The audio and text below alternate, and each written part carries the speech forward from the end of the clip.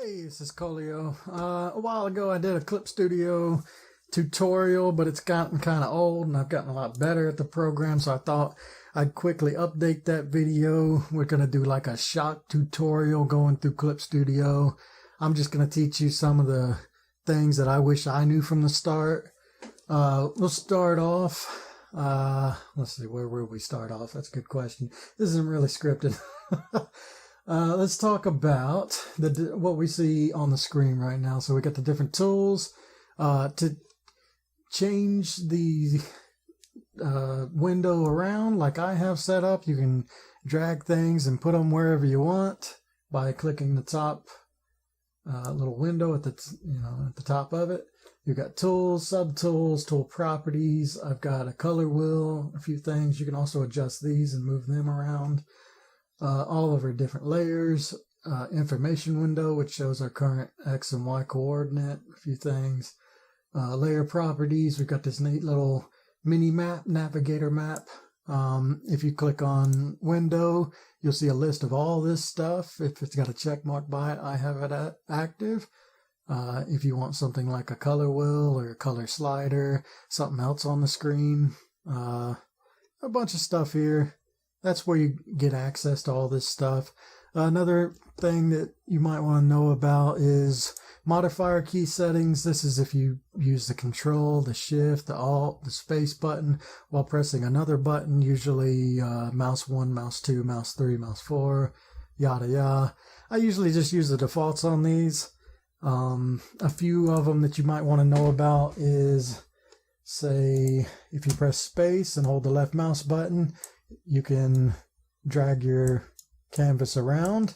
If you press Control and Alt, hold them down, and then hit left mouse button and drag, you can resize your brush on the fly. Control and Z is the undo function if you don't know that one. Another one is you press Control and Shift, mouse wheel up or mouse wheel down to rotate the screen. If you want to go back to center, underneath the navigator, there's this little spiral icon. You can click it and it recenters, goes right back to where it was. There's also these rotate tools. You can use those to rotate around. If you look to the side here, you can also flip the whole image horizontal or vertical, or you can do both if you want to see things from different angles, or, the sky's the limit when it comes to the creative process. But also under here, we've got shortcut settings. I'm just going to use explain the shortcuts I use. They're all here. There's a whole bunch of stuff you can look at and set up. You'll just uncollapse the window. Say you wanted to change control. You click on it, hit edit shortcut, or you can add another one if you want more than one. But ones that I like to use under layer, new raster layer. This is the layer that I usually draw on. There's two types, there's the raster layer, and then there's a vector layer. A vector layer, what makes it a little different, and I think this is what makes, it's something that makes Clip Studio stand out, is if you draw some lines on a vector layer, you can adjust those lines. You can make them thicker, or you can smooth them out. So say if you're drawing with a mouse, you can probably use that to make your stuff look a little better. But I don't really mess with the vector layer that much. I use new raster layer a lot, and I have that set to Z, so I can easily create a bunch of layers using that. I also use Q and A, which I don't know where they are, but I use Q and A to cycle up layers and down layers. I think it'll be somewhere like, I really thought it would be in here. You'll find it in here. It's like go to next layer, go to previous layer. I use E for show layer. The little eyeball shows what layer is visible. Like all these layers are in the screen, but you only see the ones that have the eyeball checked. I have changed layer name to R. That's really good for just keeping your stuff organized. Make sure your layers are labeled correctly. There we go. Layer above and layer below, Q and A. I use those. The other one I use is for animation. I use X to make new animation cells. It's kind of like, if you notice, these are right next to each other on the keyboard. We've got QA for up and down, Z for a new layer. I use WS for going left and right on the timeline, and X for creating a new one on the timeline. So yeah, S and W for select previous cell, select next cell. And that's really all the ones I use. Anything else, I don't use it enough that I think it deserves a hotkey, or at least I'm not thinking about it, but I'm pretty sure that's mostly what I use. These layers, to kind of explain them, anything on top, if you think of layers as like transparent film stacked on top of each other, that's what it's like. So if you're, instead of drawing on paper, you're drawing on a clear sheet of plastic or something, that's what this is like. So if anything that I draw, say as Champion Dude, he is on top of everything else, right? And if I wanted him to be like behind the behemoth, I would drop him down underneath it in the time, and now he's back here. So there you go. That's how that works.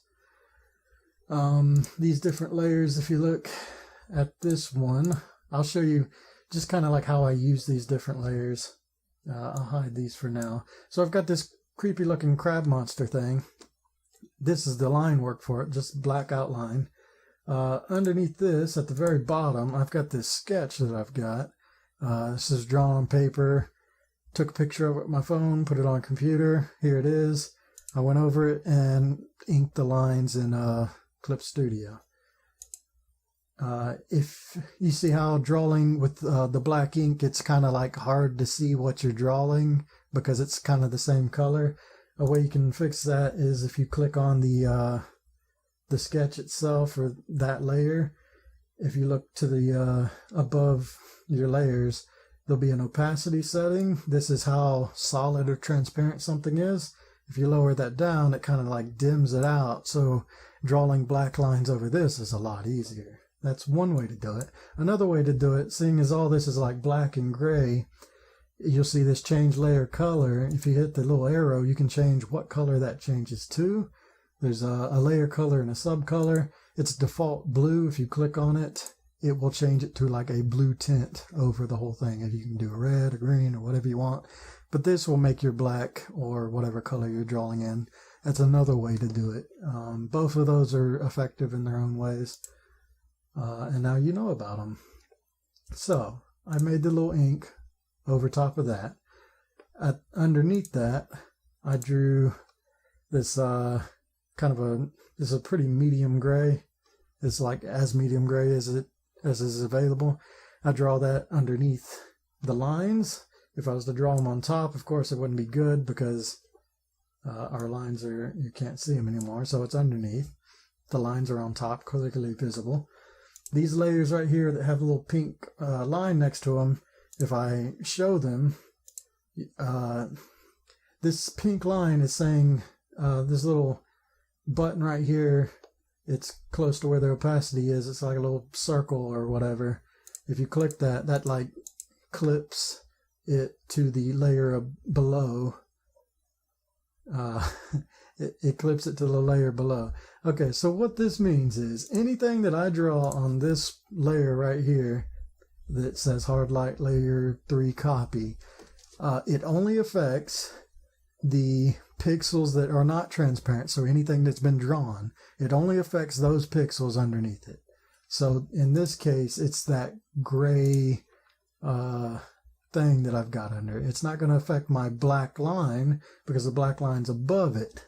So this only affects that gray. Now, if you click this little box, you'll see there's a whole bunch of little options here. Some of them are pretty cool, like add glow if you want to make like some nice glowy effects using like a soft airbrush or something. You can use that and add some color, and it kind of like brings out some colors. This hard light one, I use it a lot. What hard light does is if I use a darker color gray over top, or if I draw it clipped above, it's going to darken all the pixels underneath it. Now, for gray, that doesn't sound like much, but let's say underneath it was green, like I had a a nice green color, but I wanted to darken, I wanted to do some shading. If I drew with gray, it would be like green to gray, and it wouldn't look that great, right? So you'd want to use like a darker green. If you use hard light, if you use a dark gray, it turns everything below it, like the green, into the darker green. If you use a lighter gray, it turns what's below it into a lighter green. So if you had like an array of colors, red, blue, green, whatever, you can use a gray color to darken all of those colors without having to get all finagly with it, Really good for highlights is basically what I'm getting at. You can use this to kind of like darken some areas and brighten some areas, really give it that 3D look before you ever even do anything else to it. You can almost see the lines just in this. And that's actually a neat way. If you want to like not use the lines, you can always put that as part of it and blend them together, and all of a sudden it becomes there's some cool things you can do with that. Anyway, there's that thing. Above that, I've got another hard light layer. I was just adding some more shadow to it after doing what I had. I thought it needed a little more. So that's another. Now this hard light, it affects not only the gray box that we had at the bottom, but it also affects the hard light below it. So it affects everything below it when you clip at it. So that gray is darkening the highlights and shadows that I had before, making them even darker. This one above it, I had these little spots, a bit of texture, things of that nature. Just a little like there's a dust particle brush or something, kind of neat for a crab texture. If you're ever in the market to make a crab monster, that's the way I'd go about it. You see I have this selected as overlay. Overlay, to describe that, basically overlay will take a color and put it over top of the color underneath it. That gets a little complicated when the colors are like green, putting red on top of green. I don't know, I think it like adds red to the green. Some weird effects there, but for gray, it's really easy. As long as it's a mid-tone gray, if you put green over top of it, it'll change anything gray to green. If it's a darker color gray, it'll be a darker green. If it's a lighter color gray, a lighter green. Apparently my, whatever. But what you keep in mind that anything black will not change. It'll stay black. Anything white will not change. It'll stay white. So this is perfect, as you'll see here, for coloring. If you go over top of everything with an overlay, once again clipped above everything else, you can draw your colors on. It's like my favorite part, any drawing where you get to color them. And it works just like that. You put some stuff on. If I was to take the clip off of this, you can actually see what it looks like as far as what was drawn. So all this is some white that's been filled in, a little of this metallic blue, and then a nicer color of blue, some orange in the ligaments, the claws, bits of this. And it's just all over the place. And that's what clipping it to the one below it does, is it only affects this one right here. That's the only thing that you're coloring on, so everything else is unaffected. So you can be really sloppy if you want to like use the airbrush tool or something. You're only drawing on what you want to draw on. So that's what all that stuff is. That's usually my process for making these guys, if that helps you out a bit. A few more things to talk about. Let's look at, we'll pull up these guys again. This weird bird monster thing that I drew. If you go up to filter, blur, there's a couple blurring tools you can use. As long as you have it clicked over here, you can click on like blur and it'll blur it a bit. That's kind of hard to see because it's very faint. But you can do like a strong blur, and then all of a sudden you can see like all the pixels get a little blurrier. You can go to something like a And you can just try things out. You'll figure out what they do, like a radiation blur. It kind of does like he's cast a displacement spell on himself or something, mirror image. And the more you adjust this, the more it changes, or the more intense it is, I guess. Other things with that, well, I'm just going to go through the toolbar real quick. We talked about the window, these filters, the views. There's a few things in views. If you click on grid, it'll bring up this sort of like, this grid. And that's useful if you click on grid settings. You can adjust this grid right now. That little X up there, it's showing that it's based on the top left. You can base it on the center, and all of a sudden, like the center is where your lines start. It's not really matching up with the top of the screen anymore. You can adjust how like wide each of the grids are. Right now it's 100 pixels wide on the screen. A pixel is just one block on the screen. So if you have a 1080p monitor, that means there's 1080 pixels from left to right. That is right? Left to right? No, from up to down. Yeah. There's 1920 pixels from left to right. There's 1080 pixels up and down. That's what pixels are. Number of divisions, these little blocks that are inside of it, if you would set that to like 1, all of a sudden you've only got these blocks. There's no like in between of those. So you can hit OK there. This grid though, so you can do this if you're making like geometric shapes, or you want something to reference, maybe like making a board game, or who knows. If you hit snap to grid, any of these lines you draw, like say you use a line tool, if you click, it'll always snap on one of these points, and it'll go from point to point. So you can make some neat shapes and stuff. You can be a little sloppy, but if you're going for like geometric shapes, pixel art, there's a lot of stuff you can use this kind of thing for. It's not just for manga. Let's see here. So that's the grid. I've used that quite a few times. It's pretty handy. I'll turn those back off. Snap to grid and grid. Selection. Oh yeah, real quick, going over the lasso tool. If you lasso something, like say I'm going to lasso the right side of this guy. Of course, anything you do affects this. Oh, but it only works if you have his layer selected. Right now I have this creature in the bottom selected, so really nothing is selected. All this is transparent pixels as far as that layer is concerned. So I click on the champion, and now I've got the right side of his face. There's a few buttons here. You can deselect it. You can invert the selected area. So right now, the right side of him is selected. If I was to invert it, suddenly the right side is not selected. It's everything else. So the left side in this case. And this jumped all the way down here because the whole thing's, it goes to the very bottom. There's clear. You can clear everything inside the area. You can also press delete to do that, and that would just get rid of everything inside of it. That could be useful for cutting certain things out. There's clear inside, and then there's clear outside. So if I wanted to clear outside of things, so say I wanted to just kind of like trace around them, and there's a bunch of like I don't know, brush marks outside of it, I hit clear outside, and it gets rid of all that stuff. You can use fill, which just fills the what you have selected with whatever color you have selected. Right, so that's that.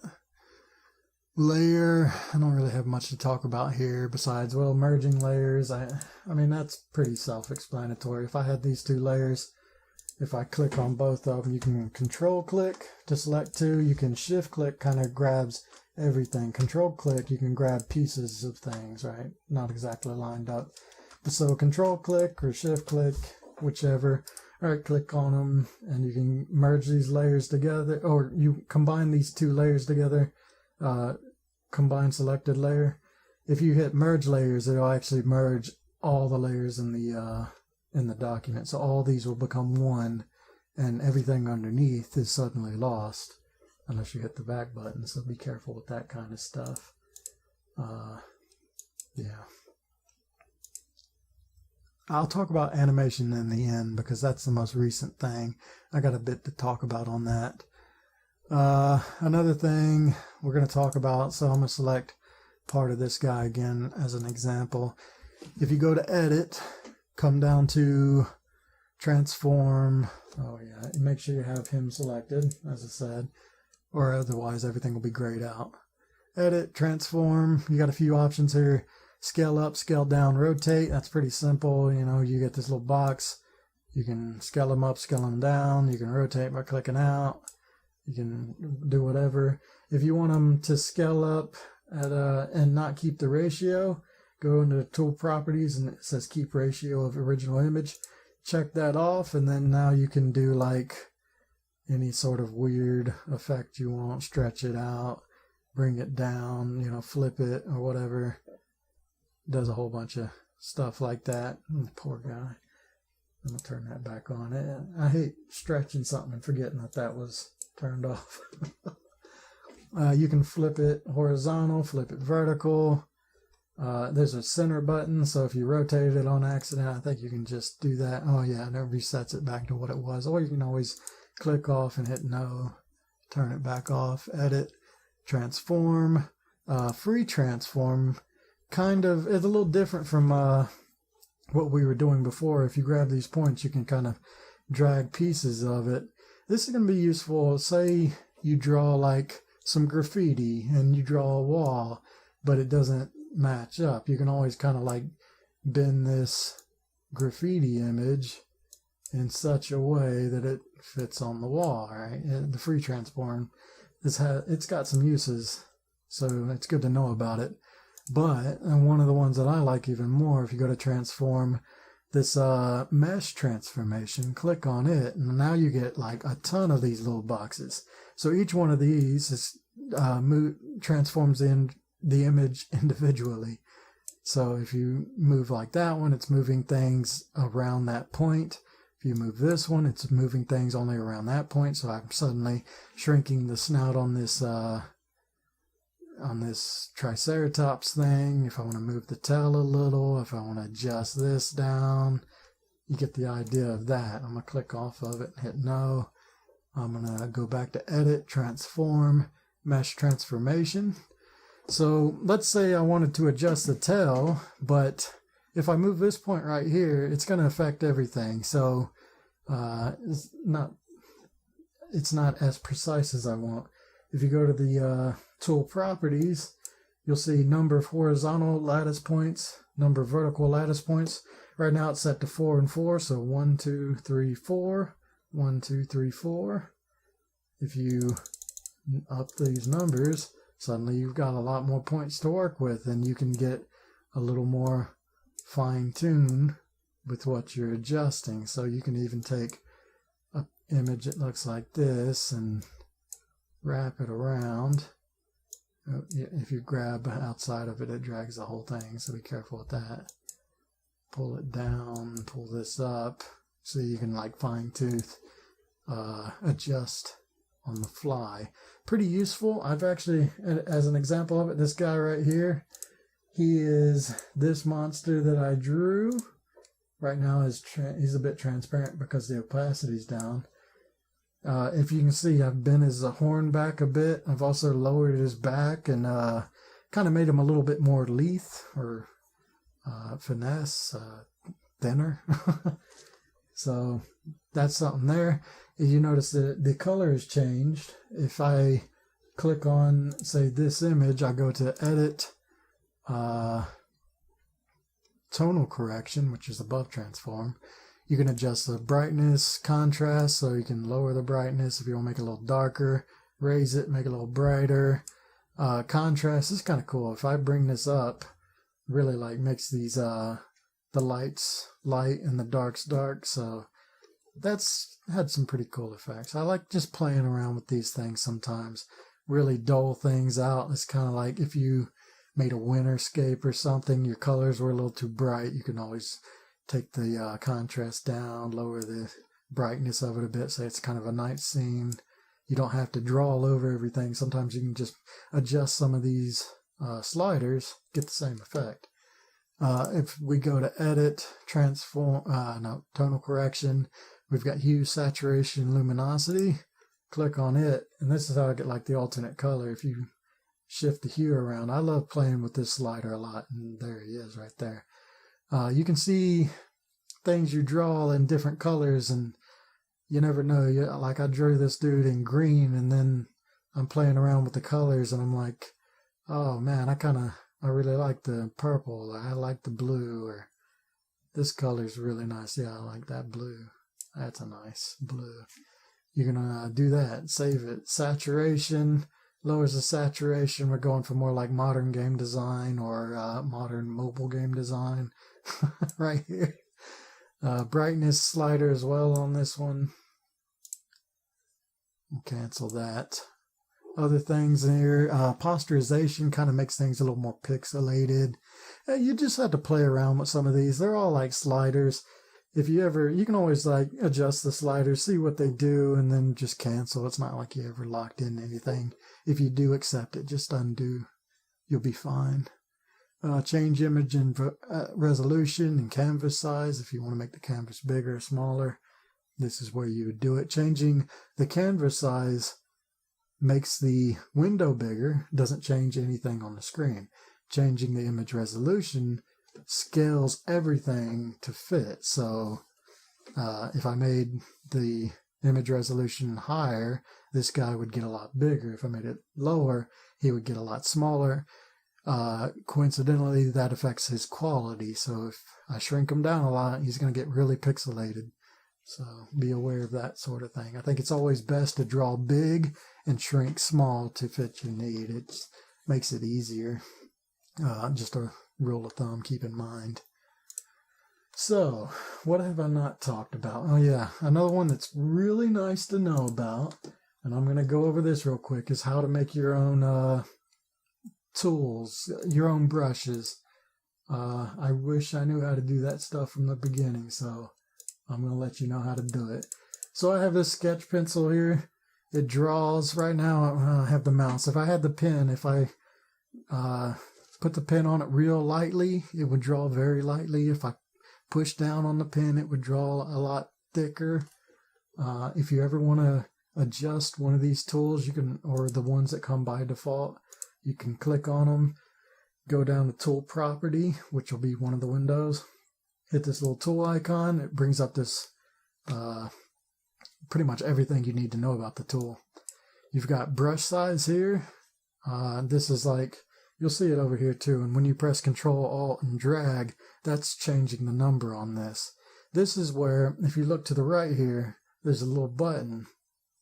Oh, well first, this little eyeball right here, all that does is show whether it shows up in the tool properties or not. So if it's something you don't really care about, you can turn it off and it won't show up there. If you want to see it and be able to adjust it on the fly without entering this menu, click on the eyeball and it'll be down here so you can play with it. But anyway, to the right of the brush size, if you click on this little box, you'll see that it's got some settings. These settings affect the brush size. That's why it's right beside it. So pen pressure is a setting. It's checked currently. And settings of pen pressure, if you see right here, it says 0% pen pressure to 100% pen pressure. So if you're not touching the screen, if you're pushing down really hard, and output, this is how much paint goes down. So if you take this little bar and drag it down, you have to press down really hard to get a really thick line. Like the size, it's not how much paint pressed down, my bad. It's how big the brush size is. If you want to do how much paint comes down, that's another setting. It'll be just like this though. Yeah, drag that bar down, so you have to press down to get a thicker line. Don't press down as much, and you can adjust this to where you can do it in the reverse order to where it doesn't really change all that much, or you can do it very slightly. You can play around with this to varying effects. Very useful to know. If you continue going on, ink, opacity is, how transparent or solid it is. Blending.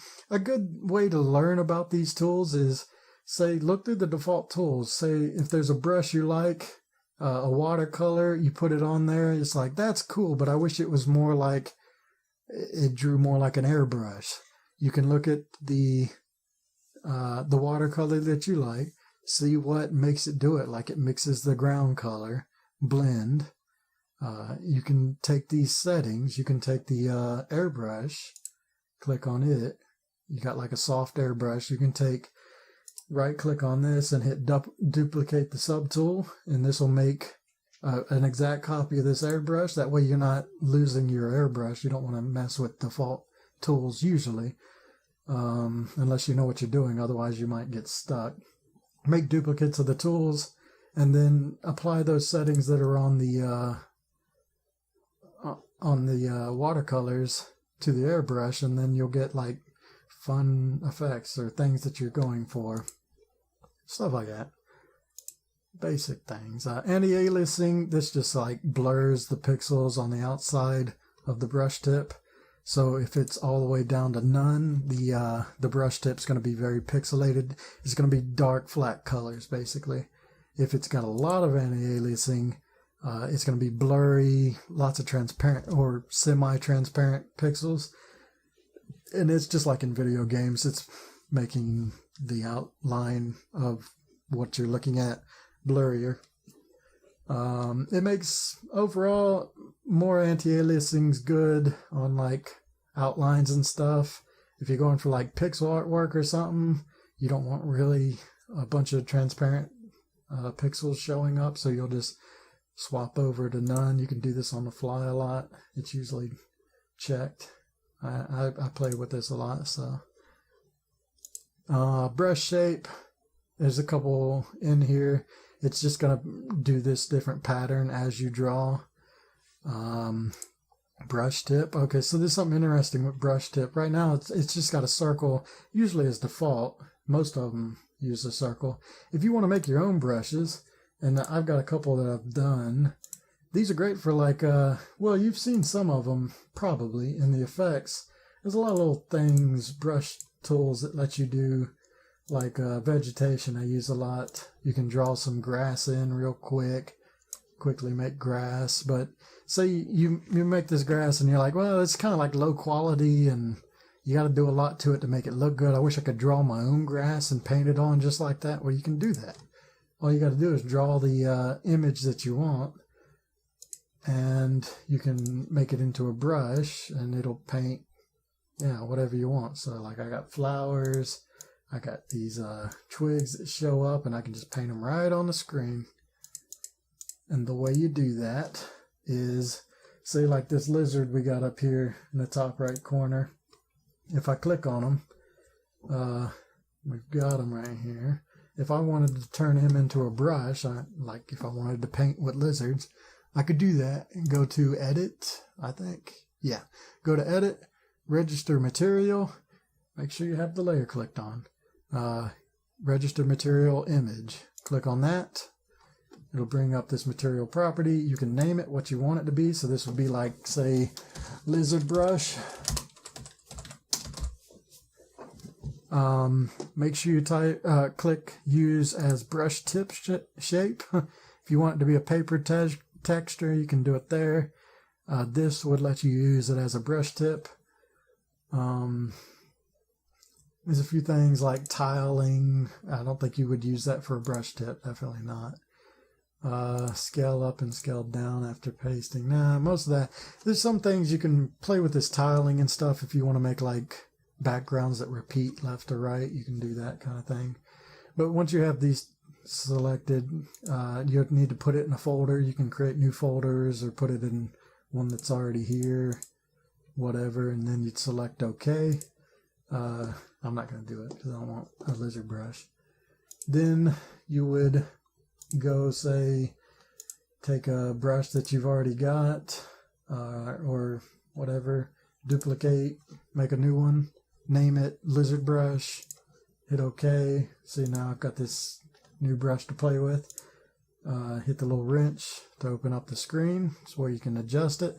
And now go to brush tip, where we left off, click on material up here, and click here to add tip shape. So you click there, and now you get all these pictures you've drawn. You see like these flowers, I drew each of those. I drew these bushes and stuff, so on. And like say these flowers, if I wanted to make a flower brush, I can click and this would just paint this one flower. If I want to paint all the flowers, I can control click the ones I want, or I can click on one, shift click to grab them all. And this would paint a random flower as you paint. Very cool. Make your own leaf brush. There's a ton of stuff you can do with that. Really cool. If you want to save time, that's the way to do it. Other things in here, not a lot to talk about. Textures is a useful one. Say you want to make an airbrush tool, but you want it to kind of like have a bit of a splatter or a texture to it, you know, not just be flat. You just pick from a whole list of textures it comes with. You got wood texture. I personally use a airbrush that's got a marble texture, which has a nice little effect. If you go, I'm going to delete this brush. So I got a texture airbrush. It just puts that like little bit of a rough marble background into it. That way it's not quite as flat as say this one, which is just a flat airbrush. There's not really any, there's no chaos to it, right? There's nothing there. So that's some simple thing you can do to make a slight adjustment to a brush. And I think that pretty much covers that. Next thing, we're going to talk about animation and then we're going to be finished. So I've got this animation here, this little behemoth that I drew. I'm going to kind of like tone him out a bit. So down on the bottom here I have my timeline. These two buttons here, you've got edit timeline, new timeline.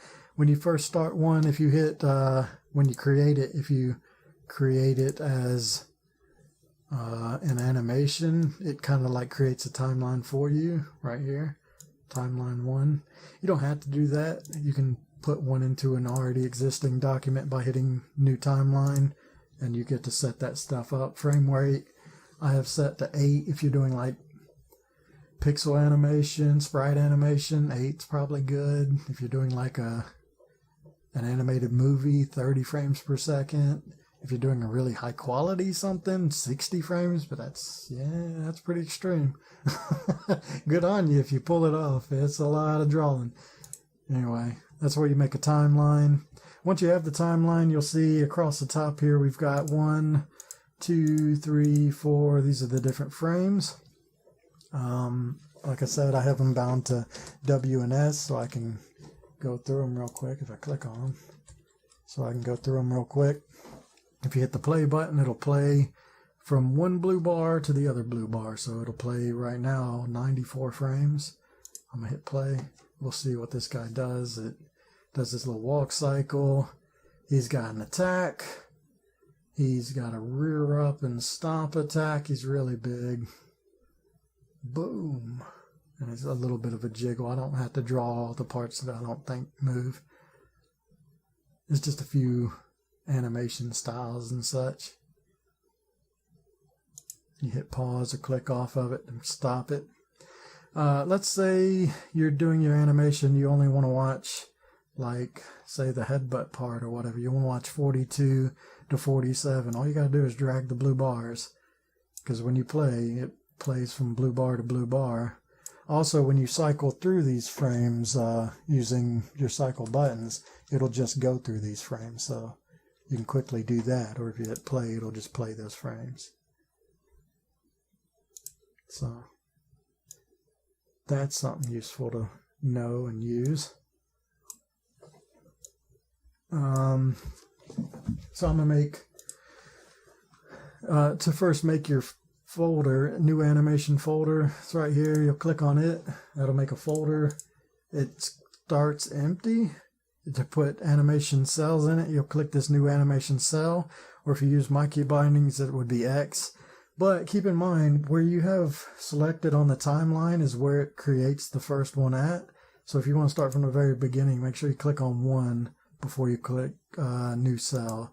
So I'm going to make just like 5 new cells, as it creates them, it puts them in. I'll have to go down to find it, but 1, 2, 3, 4, 5, those are the cells that I just made. If I click on them, it goes to that one in the timeline. You'll see the other ones are changing as well because they're on the timeline at that point. So you can use lots of different folders. Like that back leg, which I decided I needed to redo, is on a different folder than the front legs. So I just made a new folder, did that back leg while the other ones were animating. Pretty easy to do. It's back there, so I'm going to turn that off. So we got these 5 frames right here. It's going through them, but there's nothing on them. If you go select your tool or do whatever you want to draw, so we draw a circle, a circle, a circle, circle, circle, and now it animates. Now, it's nice to draw in red because by default, it'll show the previous frame. If you click onion skin, which is this little box icon, click it to turn on onion skinning, which shows the previous frame and the next frame. So the next frame is shown in green, the previous one is shown in blue, as long as you're drawing with red. If you were to draw with some other color, because it uses, I don't remember exactly, it divides a color into it to make the other ones. So using like this blue will have a different effect. You see the previous one is like a darker blue, the next one's kind of like a light green. Red's easy just because all these 3 colors are like primary colors. It's easy to see what was previous and what is coming up. I like drawing in red or sketching in red. Makes things easier, and sometimes I'll do the blue or the teal because that one's not too hard or not too bad either. Okay, so we've drawn a little animation here. We can turn off the onion skinning if we just want to watch what we're looking at. We can hit the play button and it'll play our animation. See how it's playing through the whole thing. If we just want the 5 that we're working with, drag that blue bar. So now we just got the 5, and now it's just going to play our little animation we made. Now let's look at this and say that as we're going through here, I gotta click on it. There we go. As we're going through here, let's say the jump between frame 3 and 4 was a little too much, right? So I want to put an in-between, a tween. I want to put something in between that. So you think you just insert a cell here, but you can't do that. It's grayed out. If you were to create a new layer using the new raster layer, it creates a layer here, but it's not on the timeline. So if you click on 3, it's on 3, 4 still on 4. It's gonna, if you cycle through this, it's gonna skip over 3A. See?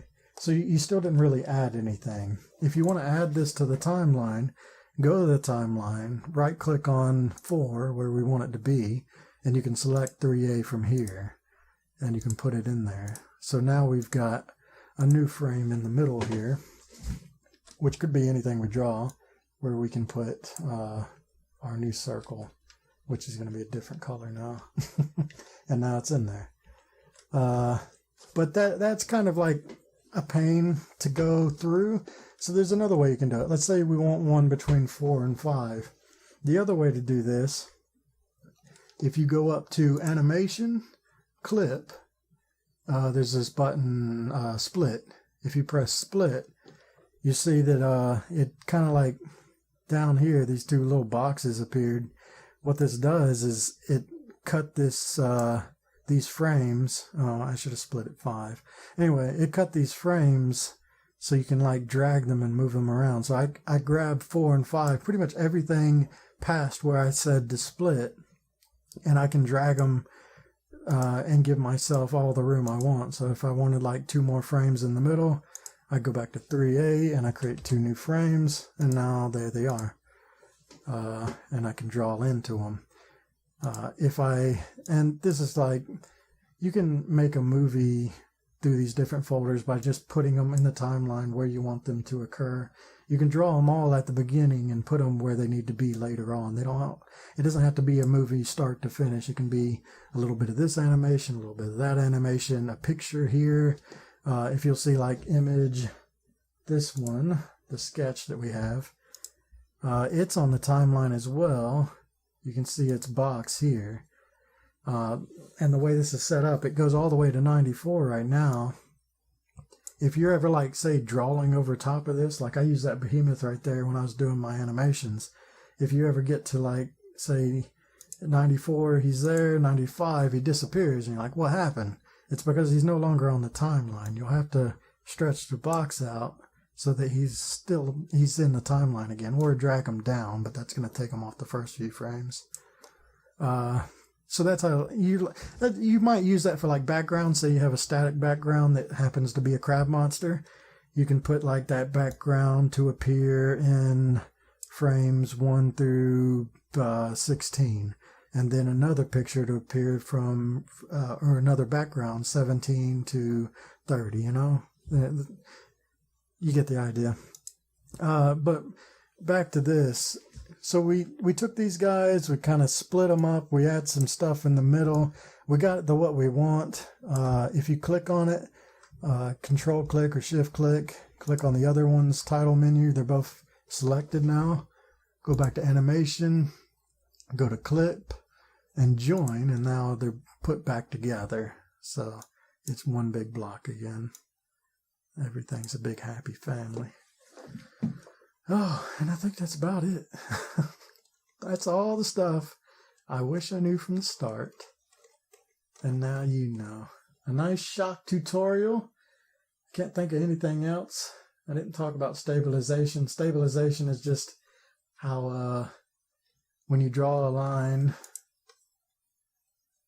say from here to here, with no stabilization, you can get like real twitchy. If you turn the stabilization up really high or hit the arrow like really high on this, it doesn't really change that much. It's still pretty twitchy even with the mouse. If you really want to set it to something like 50 or 100, and all of a sudden you'll notice that your lines become very like you're a doctor, and yeah, they're not nearly as twitchy. That's pretty useful for somebody without a steady hand like me. Other than that, I think we've gone over most everything. Oh, there is one more thing I forgot to mention. Let's get rid of this stuff. I'm going to bring up the, and see, he's not appearing because I'm on 95. Go back to 1. There we go. I'm going to bring up the crab again as an example. I'm going to make a new layer below the crab. So the crab, these black outlines, this little lighthouse torch symbol, if you click it, it'll set this layer as to be a reference layer. And that's just saying that other layers, certain tools will reference this layer when doing things. And that's just good for this fill tool. There's a paint bucket or whatever. You can draw in these, you can paint inside these blocks without going outside of it. And that's different from just, you say you can just do that on the thing itself, but see how it like cuts into some of your black line and paints over it. Oh golly, that's bright. That's good for like exactly what you see there. So that reference tool, that's how you do that. Right. I think that's it. So there you go. Shock tutorial. I hope it helps some of you. A bunch of stuff I wish I knew from the start. Definitely better than my last tutorial, though much longer, I think. Anyway, thanks for watching, guys. Later.